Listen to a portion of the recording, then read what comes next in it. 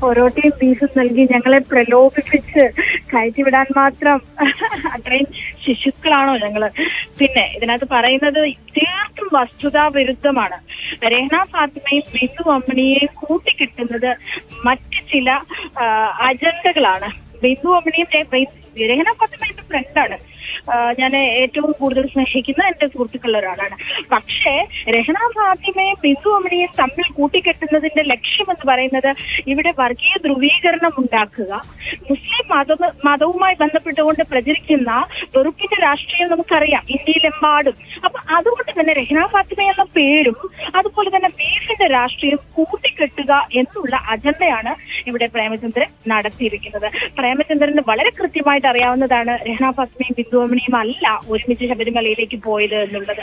അപ്പൊ വളരെ കൃത്യമായി പ്ലാൻഡ് ആയിട്ട് നമുക്കറിയാം. വി ഡി സതീശൻ കഴിഞ്ഞ ദിവസങ്ങളിൽ നടത്തിയ പ്രഖ്യാപനവും പ്രസ്താവനയൊക്കെ നമുക്കറിയാം. അപ്പൊ ഇലക്ഷൻ മുന്നിട്ട് കണ്ടുകൊണ്ട് പവർ പൊളിറ്റിക്സിന്റെ അതുപോലെ തന്നെ ഇന്ന് നടക്കുന്ന ഹിന്ദുത്വത്തെ പ്രീണിപ്പിക്കുക, ഇന്ന് മുഴുവൻ രാഷ്ട്രീയ പാർട്ടികളും മുന്നോട്ട് വെക്കുന്ന തരത്തിലുള്ള അജണ്ട കൈക്കൊണ്ടുകൊണ്ട് മുന്നോട്ട് പോകുന്ന ഒരു സാഹചര്യമാണ് ഇന്ന് പ്രേമചന്ദ്രന്റെ ഇത്തരം വാക്കുകളിലൂടെ പ്രതിഫലിക്കുന്നത്. ഇത് വളരെ നിരാശാജനകമായിട്ടുള്ള ഒരു പ്രസ്താവനയാണ്.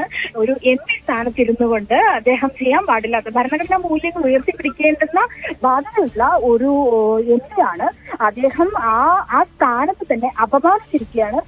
ഭരണഘടനാപരമായ മൂല്യങ്ങളെ തള്ളിക്കളഞ്ഞുകൊണ്ട് ഇത്തരം മത കക്ഷികൾക്ക് അതുപോലെ തന്നെ രാഷ്ട്രീയ പ്രീണനത്തിന് അടിയറവ് പറയുന്ന പ്രേമചന്ദ്രന്റെ നിലപാട് തികച്ചും അപലപനീയമാണ്. അദ്ദേഹത്തിനെതിരെ ശക്തമായ നിയമപരമായ നടപടി തന്നെ ഞാൻ നേരിടുന്നതാണ്. അദ്ദേഹം പറയുന്നത് ഇത് ഞാനല്ല ആദ്യം പറയുന്നത്, ഇതിനു മുമ്പ് ഷിബു ബേബി ജോൺ ഒക്കെ പറഞ്ഞിരുന്നു എന്നാണ്. അന്ന് മുതലേ ഈ പൊറോട്ട ബീഫ് ആരോപണം അന്ന് മുതലേ നിലനിൽക്കുന്നുണ്ടോ? താങ്കളുടെ ശ്രദ്ധപ്പെട്ടിരുന്നോ?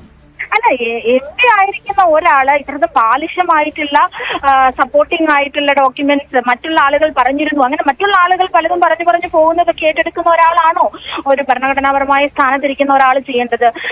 ഇത് അദ്ദേഹത്തിന്റെ അദ്ദേഹം ഉൾപ്പെടുന്ന പ്രസ്ഥാനത്തിന്റെയും അദ്ദേഹം ഉൾപ്പെടുന്ന പ്രസ്ഥാനത്തിന്റെ ഐഡിയോളജിയുടെയും പാപ്പരത്വമാണ് കാണിക്കുന്നത്. ഇലക്ഷൻ മാത്രം മുന്നിട്ട് കണ്ടുകൊണ്ടുള്ള ഒരു ഗിമ്മിക്സ് ആണിത്. ഇതിനെ ജനങ്ങൾ തള്ളിക്കളയുക തന്നെ ചെയ്യും. മാത്രമല്ല ഇതിനെ ശക്തമായ രീതിയിൽ ഞാൻ നേരിടുകയും ചെയ്യും നിയമപരമായി. നേരത്തെ ശബരിമല വിഷയം പറഞ്ഞുകൊണ്ട് അവിടുത്തെ വിശ്വാസ സംരക്ഷണമൊക്കെ ഉയർത്തിപ്പിടിച്ചുകൊണ്ട് തിരഞ്ഞെടുപ്പിൽ വോട്ട് നേടാൻ ഒരേ സമയം UDF-ഉം അതേസമയം BJP-യും ശ്രമിച്ചിരുന്നു. ഇത്തവണയും അത്തരത്തിലുള്ളൊരു നീക്കത്തിലേക്കാണ് കാര്യങ്ങളുടെ പോക്ക് എന്ന് താങ്കൾ കരുതുന്നുണ്ടോ? തീർച്ചയായിട്ടും ശബരിമല വിഷയത്തെ ഈ ഇലക്ഷനോടനുബന്ധിച്ച് ഇതിനെ എങ്ങനെ കാണുന്നത് തീർച്ചയായിട്ടും അധികാരവുമായി ബന്ധപ്പെട്ടുകൊണ്ടാണ്. അത് ജനങ്ങളെ അണ്ടർ എസ്റ്റിമേറ്റ് ചെയ്യാണ്. ജനങ്ങള് ഈ ശബരിമല വിഷയത്തിലൊന്നും ഊന്നിയിട്ടല്ല കഴിഞ്ഞ ലോക്സഭാ തെരഞ്ഞെടുപ്പിലും ഒന്നും ഇവിടെ UDF-നെ വിജയിപ്പിച്ചത്. അതിന് മറ്റു പല ഘടകങ്ങളുമുണ്ട്. അപ്പം നിലവിലെ മാറി വരുന്ന രാഷ്ട്രീയ സാഹചര്യവും അതുപോലെ തന്നെ നമുക്കറിയാം ഇന്ത്യയിൽ വിവിധ പ്രശ്നങ്ങൾ, വിലക്കയറ്റം, ശക്തമായ വിലക്കയറ്റവും അതുപോലെ നിരവധി പ്രശ്നങ്ങളാൽ പൊറുതിമുട്ടുന്ന ജനങ്ങളുടെ പ്രശ്നങ്ങളിൽ ഒന്നും തന്നെ ശ്രദ്ധ കൊടുക്കാതെ ഇത്തരത്തില് വർഗീയ ചേരിതിരിവുണ്ടാക്കി വെറുപ്പിന്റെ രാഷ്ട്രീയം പ്രചരിപ്പിക്കുന്നവരെ ജനങ്ങൾ തിരിച്ചറിയുക തന്നെ ചെയ്യും.